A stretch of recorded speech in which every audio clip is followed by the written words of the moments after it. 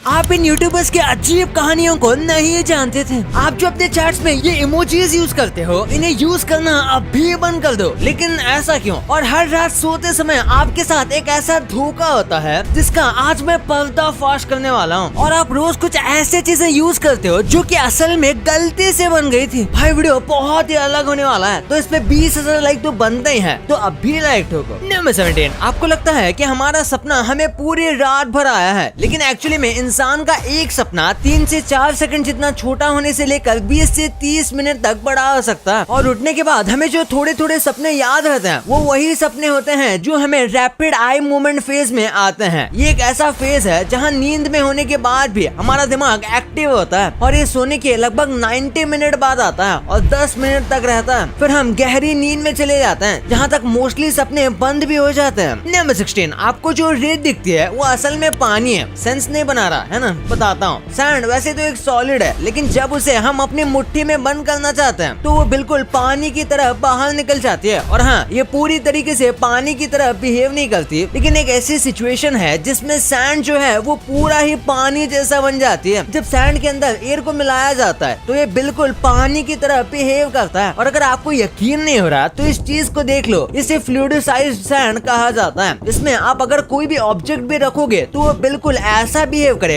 जैसे कि वो पानी के ऊपर हो। यहाँ तक कि अगर आप अपना हाथ भी इसके ऊपर डालोगे तो वो बिल्कुल पानी की तरह अंदर चले जाएगा। ऐसा इसलिए होता है क्योंकि जो एयर है वो सैंड को सेटल नहीं होने देती, इसलिए ये पानी की तरह बिहेव करता है। नंबर 15, बचपन से हम कई सारी पॉपअप बुक्स देखते हैं, लेकिन एक बार जरा इस अमेजिंग पॉपअप बुक को देखो। ये जो इतनी सी बुक में इतना बड़ा मॉन्स्टर निकलता हुआ दिख रहा है, ये तो बुक का बस एक पेज है। ऐसे तो पूरे बुक में कई सारे अलग अलग पेज हैं, और हर एक पेज खोलने पर आपको एक यूनिक सी चीज मिलेगी जो कि आप पक्का एक्सपेक्ट नहीं करोगे। और ये जो पॉपअप बुक है ये स्ट्रेंजर थिंग्स के ऊपर बनी हुई है। आप में से कई लोगों को पता होगा कि ये एक बहुत पॉपुलर वेब सीरीज है, तो इसलिए अगर आप स्ट्रेंजर थिंग्स के फैन हो तो आपको ये पॉपअप बुक जरूर देखनी चाहिए। नंबर 14, आप जो इमोजीज यूज करते हो इनके एक्चुअल मतलब आप नहीं जानते। आप इनको यूज तो करते हो, लेकिन इनका मतलब आपको सही तरीके से नहीं पता। जैसे कि ये जो हाथ जोड़ने वाला इमोजी है, हमें लगता है कि ये किसी प्रेयर के लिए बनाया गया है, तो ऐसी बात नहीं है। ये एक्चुअली में एक हाई फाई करता हुआ इमोजी है। उसके बाद ये जो ग्राइंड फेस वाला इमोजी लगता है, ये एक्चुअली में लोग सैड या अजीब फील करने पर यूज करते हैं, पर रियलिटी में ये एक्सट्रीमली हैप्पी या बहुत सारा स्माइल करने वाला इमोजी है। और ये वाला जो इमोजी है, हमें लगता है कि ये रोने वाला इमोजी है, लेकिन ऐसा नहीं है। ये एक्चुअली में स्ट्रेस रिलीफ दिखाने वाले इमोजी है, यानी कि अक्सर हमारा काम हो जाता है तो हम एकदम रिलीफ फील करते हैं, ये वो दिखाता है। नंबर 13, आपने देखा होगा कि जब भी फिल्मों में मिरर वाला सीन दिखाया जाता है तो कुछ लोगों के दिमाग में आता है कि भाई ये मिरर में कभी कैमरा क्यों नहीं दिखता, क्योंकि ऑब्वियस सी बात है कि मिरर सब कुछ रिफ्लेक्ट करता है। ऐसे में कई लोगों को लगता है कि CGI के जरिए या फिर बेसिक एडिटिंग के जरिए इसे साफ कर दिया जाता होगा, लेकिन भाई ऐसा बिल्कुल नहीं होता। इसके लिए इस कैमरा ट्रिक का इस्तेमाल किया जाता है। एक्चुअली में ये लोग मिरर का इस्तेमाल नहीं करते, बल्कि बॉडी डबल का इस्तेमाल करते हैं, जो कि एक्टर्स की तरह कपड़े पहनकर बस उल्टे खड़े होते हैं और सामने एक्चुअल एक्टर खड़े होते हैं, जिनके सामने सेट बनाया गया होता है, यानी कि कोई असली मिरर होता ही नहीं। लेकिन कुछ मूवीज में थोड़ी बहुत एडिटिंग का भी यूज किया जाता है। नंबर 12, कुछ बोट्स मिलके पूरे आइलैंड को हिला रहे हैं और एक फ्लोटिंग आइलैंड है। ऐसे कुछ आइलैंड पूरे वर्ल्ड में मौजूद होते हैं जो कि एक जगह से दूसरे जगह पर फ्लोट करते हैं। ये कोई पक्के आइलैंड तो नहीं होते, बल्कि लैंड के छोटे से टुकड़े होते हैं जो कहीं पर भी अटैच नहीं होते। और बिल्कुल वैसे ही एक फ्लोटिंग आइलैंड ब्रिज का रास्ता रोक रहा था, तो ऐसे में सारी बोट वालों ने हाथ मिलाया और इस आइलैंड को उसकी जगह से साफ करने का सोचा। ये आइलैंड यहाँ का नहीं है, बल्कि फ्लोट होकर यहाँ पर पहुँच गया था, तो इसलिए उन्होंने फिर उसको धक्का मार के फ्लोट होने छोड़ दिया। नंबर 11, क्या आपको पता है कि आप आज के टाइम में भी एक डायनासोर का खाना बन सकते हो? इसके लिए आपको जापान जाना पड़ेगा। यहाँ पर एक गॉडजिला से रिलेटेड थीम पार्क बनाया गया है, जहाँ पर आप जिप लाइन करके सीधा गॉडजिला के मुंह के अंदर जा सकते हो। और ये छोटा मोटा नहीं है, बल्कि उसका रियल साइज रेप्लिका है। हालांकि इसमें बस गॉडजिला का ही मुंह ही बनाया गया है, जो कि 75 फुट जितना बड़ा है, क्योंकि ऑब्वियसली पूरा गॉडजिला बनाने जाएंगे तो वो बहुत ज्यादा बड़ा हो जाएगा। और इसी के साथ पूरे पार्क में गॉडजिला और बाकी मॉन्स्टर्स के कैरेक्टर्स आपको हर जगह दिख जाएंगे। नंबर 10, आपको ये चीज देखकर लगेगा कि हमारी ही आंखें हमारी पूरी लाइफ हमें पोपट बना रही थी। जैसे कि आप यहाँ देखो कि आपका फील्ड ऑफ विजन स्पीड को कितना ज्यादा अलग दिखा सकता है। जैसे कि इस वीडियो में देखो, जब हमारा फील्ड ऑफ विजन छोटा होता है, यानी कि जब हम कम एरिया को देख पा रहे होते होते हैं तब हमें लगता है कि ये ट्रेन उतनी भी स्पीड नहीं जा रही और काफी स्लो से जा रही है, लेकिन जब ये field of vision zoom out हो जाता है तब हम बहुत ज्यादा एरिया को देख रहे होते हैं, तो हमें वही स्लो चलती हुई ट्रेन बहुत ज्यादा फास्ट चलते हुए दिखती है। यानी कि आप कह सकते हो कि बढ़ते फील्ड ऑफ विजन के साथ साथ आप स्पीड को बढ़ते हुए महसूस करोगे और फील्ड ऑफ विजन जितना कम होगा आपको चीजें उतनी स्लो दिखेंगी और ये एक टाइप से इल्यूजन नहीं है तो और क्या है। नंबर 9, इस गजब की चीज से आपको बारिश आ रही भी या नहीं इसका पता भी नहीं चलेगा। जैसे कि कई बार हमारे साथ होता है कि बारिश होती है और हम घर पर नहीं होते या फिर घर पर होने के बाद भी ध्यान नहीं देते तो खिड़की खुली रह जाती है, जिसकी वजह से बारिश का काफी पानी अंदर भी आ जाता है। तो ऐसे में इस विंडो को देखो, ये स्पेशल विंडो है जो कि बस बारिश के लिए बनाए गए हैं। इसके ऊपर एक मैकेनिज्म है जो कि पानी को कलेक्ट कर सकता है और जैसे ही थोड़ी जोर की बारिश होने लग जाएगी वैसे ही विंडो का ऊपर का गैप भर जाएगा और वो अपने आप बंद हो जाएगी। ऐसे में आपको कभी भी विंडो की चिंता नहीं करनी पड़ेगी कि वो बारिश में खुली भी पड़ी है, क्योंकि बारिश होती है ये ऑटोमेटिकली बंद हो जाएगी और ये देखने में बिल्कुल नॉर्मल विंडो जैसे ही है। नंबर 8, सोचो अगर आप अपने दोस्त के साथ बिस्किट खा रहे हो और आपका दोस्त आपको बोलता है कि 2 बिस्किट तो देना, तो आप उसको 2 की जगह 1 बिस्किट देते हो, तो इसी बात पे आपका दोस्त आप पर केस कर देता है। आप कोर्ट भी पहुंच जाते हो और आपका दोस्त केस भी जीतता है और उसके साथ उसे 1 लाख रुपए भी मिलते हैं। कुछ ज्यादा हो गया ना। ऐसा ही कुछ हुआ चेन्नई के इस आदमी के साथ। इसको 1 लाख रुपए मिले। इसने एक कंप्लेंट फाइल की थी। दरअसल इसने कुत्तों को खिलाने के लिए बिस्किट लिए थे और इसने देखा कि इसके पैकेट में 16 की जगह 15 बिस्किट है, जिसके बाद उसने कंप्लेंट कर दी। इस कंप्लेंट के बाद तो पहले बिस्किट बनाने वाली कंपनी ने कह दिया कि हमारे बिस्किट नंबर नहीं बल्कि वजन के हिसाब से पैक होते हैं, और जब वजन चेक किया गया फिर भी वो कम ही आ रहा था और खुद पैकेट पर भी लिखा था कि अंदर 16 बिस्किट है। यानी कि एक तरीके से कस्टमर को उल्लू बनाया जा रहा था। इसी के साथ चेन्नई के उस आदमी ने कंप्लेंट किया कि इस तरीके से वो लाखों रुपए का फ्रॉड कर सकते हैं और इसीलिए फिर कंपेंसेशन के हिसाब से कंपनी को 1 लाख रुपए देने पड़े।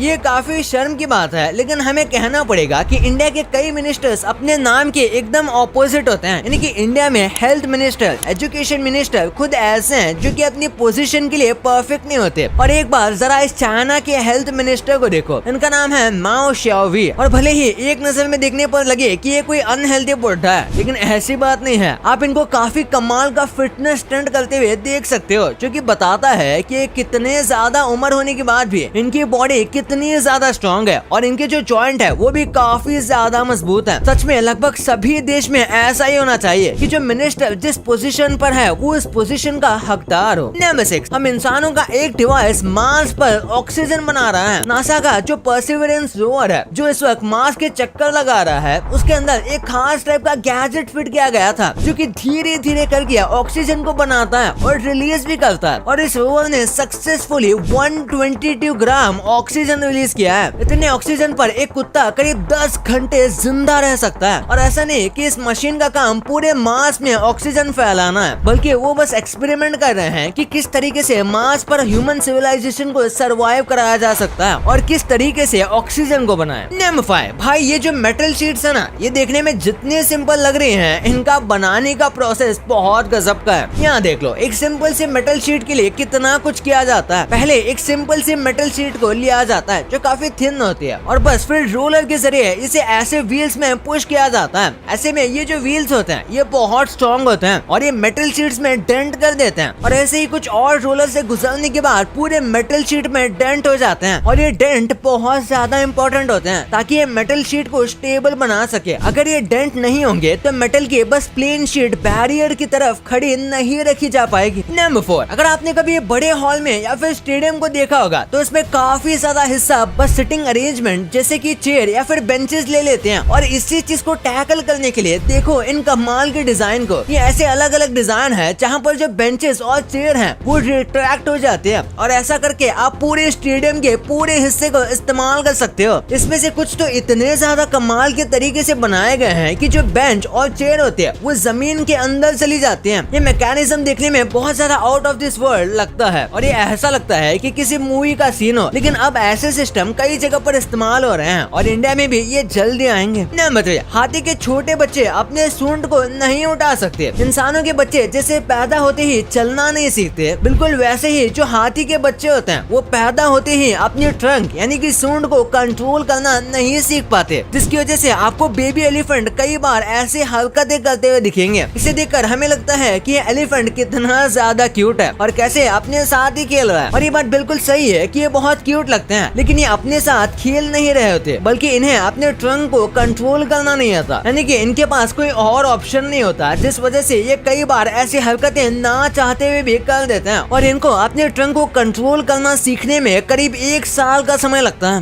नंबर 2, डेली हम ऐसी कई सारी चीजें इस्तेमाल करते हैं जो कि बहुत इंपॉर्टेंट है, लेकिन वो गलती से बनी थी, जैसे कि माइक्रोवेव। एक्चुअली में पर्सी स्पेंसर नाम के एक इंजीनियर डेटा रिलेटेड रिसर्च कर रहे थे, और तभी जब वो अपना इन्वेंशन के करीब गए तो उनके जेब में रखा कैंडी बार पूरी तरीके से पिघल गया था। और फिर जब उन्होंने इसे समझकर रिसर्च किया तो उसके बाद पता चला कि ये सब कैसे हुआ, और फिर उन्हें माइक्रोवेव बनाने का आइडिया आया। फिर फायर क्रैकर जो है उसे चाइना के एक कुक ने गलती से बनाया था। वो अपने किचन में एक्सपेरिमेंट कर रहा था, तो ऐसे में उसने चारकोल, सल्फर और कुछ और चीजें एक बैम्बू में फिट कर दी। उसने ऐसा क्यों किया वो तो वही जाने, लेकिन उसके बाद ये बैम्बू फट गया और ये देखने में बहुत खूबसूरत लगा। तो बस यही से फायरवर्क और उसके बाद स्काई फायरवर्क्स इन्वेंट हुए। और उसके बाद जो पोटैटो चिप्स होते हैं वो भी एक शेफ के गुस्से की वजह से इन्वेंट हुए थे। जब एक कस्टमर कह रहा था कि उनके पोटैटो चिप्स अच्छे नहीं हैं और उसे और क्रंची चाहिए, तो क्रंची बनाने के लिए फिर उसने एक्सपेरिमेंट किया और पोटैटो चिप्स बन गए। और फिर जो कॉर्नफ्लेक्स होते हैं वो भी जॉन और विल केलॉग नाम के 2 भाई ने गलती से बना दिए थे, जब उन्होंने बॉइल्ड ग्रेन्स गलती से गरम तवे पर छोड़ दिए थे। और उसके बाद इन्होंने केलॉग कंपनी की शुरुआत की और ये आज पूरी दुनिया में कॉर्नफ्लेक्स बेचते हैं। नंबर 1, यूट्यूबर्स के साथ कई अजीबोगरीब और स्ट्रेंज चीजें होती रहती हैं, जिनमें से कुछ तो आपके फेवरेट यूट्यूबर हो सकते हैं। जैसे कि एक बार कैरी मिनाटी को पुलिस द्वारा अरेस्ट कर लिया गया था, क्योंकि वो रेड फोर्ट के वहाँ शूटिंग कर रहे थे। और ये शूट करते हुए पुलिस ने कैरी मिनाटी और इनकी टीम को देख लिया और फिर उन सबको गाड़ी में बिठाकर थाने ले जाया गया था। हालांकि उनके ऊपर कोई चार्जेस नहीं थे, तो उन्हें बस थोड़ी पूछताछ करने के बाद छोड़ दिया गया। इसके बाद आपको सौरभ जोशी तो पता ही होंगे। इनके जो छोटे भाई हैं यानी कि साहिल जोशी, उन्हें बचपन में किडनैप करने की कोशिश की गई थी। 2 लोगों ने उनका मुंह पकड़ा था और उन्होंने साहिल को बाइक में बिठाने की कोशिश की थी, लेकिन उतने में साहिल झटपटा के गाड़ी से नीचे उतर गए और तुरंत चिल्ला के भागने लगे और ऐसे वो बच गए थे। ये तो कुछ नहीं, फॉरेन में कुछ यूट्यूबर्स के साथ और क्रेजी चीजें होती हैं। जैसे कि ये आदमी एक प्रैंक वीडियो शूट कर रहा था, लेकिन उसे नहीं पता था कि सामने वाला बंदा कोई नॉर्मल बंदा नहीं है, बल्कि काफी खतरनाक है। उस बंदे ने ऑलमोस्ट गन निकाल दी थी और इस बंदे को शूट करने की धमकी दे रहा था। फिर ये प्रैंकस्टर चिल्ला के भागने लगा। कई बार ऐसे ही प्रैंक्स गलत चले जाते हैं और कई बार तो कुछ प्रैंकस्टर्स की जान भी चली गई है प्रैंक करते करते। और अब और एक क्रेजी इंसिडेंट को देखो। ये लोग पानी में गिरी हुई एक पुरानी कार को ढूंढ रहे थे। ये बस ऐसे ही कंटेंट क्रिएशन के लिए इस कार को ढूंढ रहे थे, लेकिन इन्हें पता नहीं था कि इन्हें बहुत बड़ा झटका लगने वाला है, क्योंकि जैसे ही कार बाहर निकली तो उन्हें कार के अंदर एक डेड बॉडी मिली और वो बॉडी एक ऐसी व्यक्ति की थी जो 12 साल से गायब था। यानी लिटरली इन्होंने